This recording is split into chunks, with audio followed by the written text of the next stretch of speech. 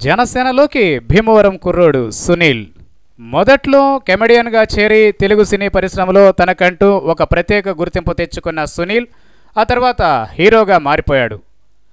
Six ప్యాక్తో సరికొత్త సినిమాలను తీస్తూ రియల్ హీరో అనిపించుకున్నాడు. అయితే ఆ తర్వాత హీరోగా పెద్దగా ఆయనకు అవకాశం రాలేదు.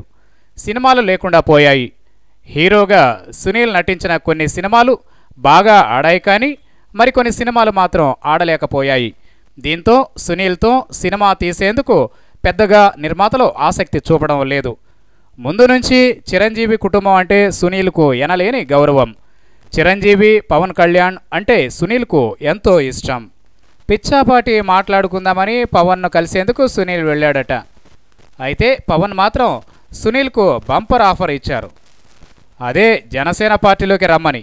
సినిమాలు ఉన్నప్పుడు దాని మీద ఏకాగ్రత పెట్టు, ఖాళీగా ఉన్న సమయంలో పార్టీలో పనిచేయమని పవన్ చెప్పాడట.